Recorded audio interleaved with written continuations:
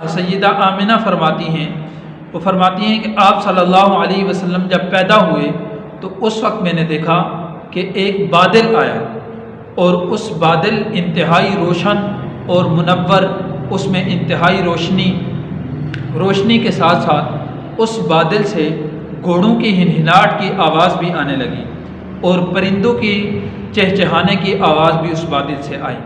اور اس کے ساتھ لوگوں کے بولنے کی آواز، لوگوں کی بولیاں بھی مجھے سنائی دی، اور اتنے میں آپ صلی اللہ علیہ وسلم میری گود میں ہیں تو اس بادل نے آپ صلی اللہ علیہ وسلم کو اپنی لپٹ میں لے لیا، اور پھر اس بادل سے آواز آئی طوفوا بہا مشارق الارض و مغاربہا، یعنی اس کو مشرق اور مغرب کی سیر کرا دو، یعنی آپ صلی اللہ علیہ وسلم کو مشرق اور مغرب کی سیر کرا دو، اور دریاؤں اور سمندروں کو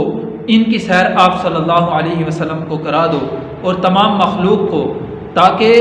وہ مخلوق لیعرف باسمہ و نعتہ، تاکہ تمام مخلوق آپ صلی اللہ علیہ وسلم کے نام کو بھی جان لے اور آپ صلی اللہ علیہ وسلم کی صفات کو بھی جان لے۔ اس کے بعد فرماتی ہیں کہ پھر اسی بادل سے ایک آواز آئی کہ اوتوا خلق آدم، یعنی اس بچے کو حضرت آدم علیہ السلام کی صورت دے دو، اور حضرت شیس علیہ السلام کی شجاعت دے دو، حضرت ابراہیم علیہ السلام کی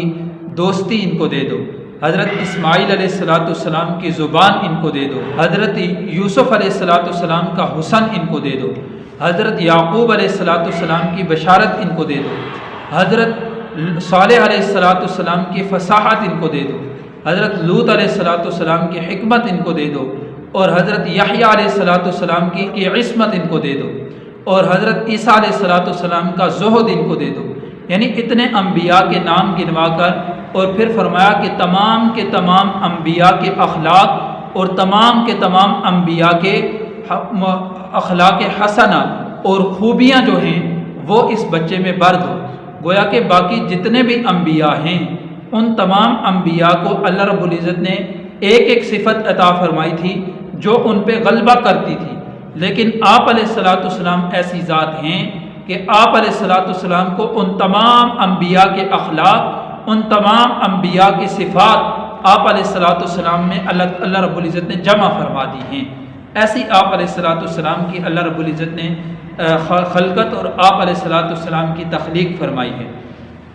اما آمنہ ہی فرماتی ہیں کہ جب اس کے بعد ایک آواز آئی اور کہا کہ واہ واہ، کیا بات ہے کہ محمد صلی اللہ علیہ وسلم کو تمام عالم کی چیزوں پر قبضہ اور قدرت دے دی گئی ہے،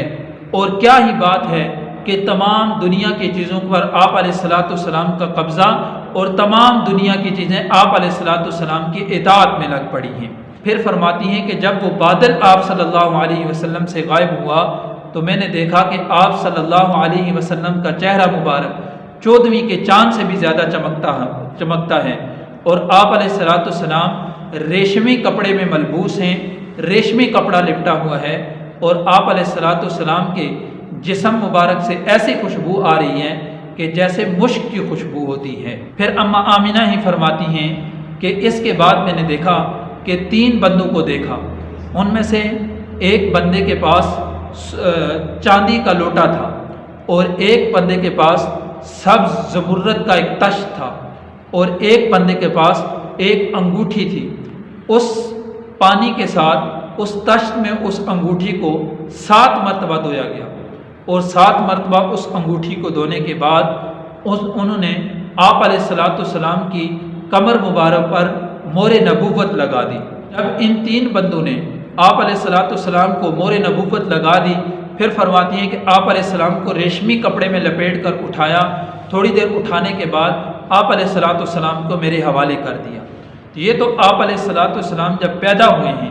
ان کی پیدائش کے وقت اما آمنہ نے جو دیکھا ہے یہ وہ خوشخبریاں ہیں۔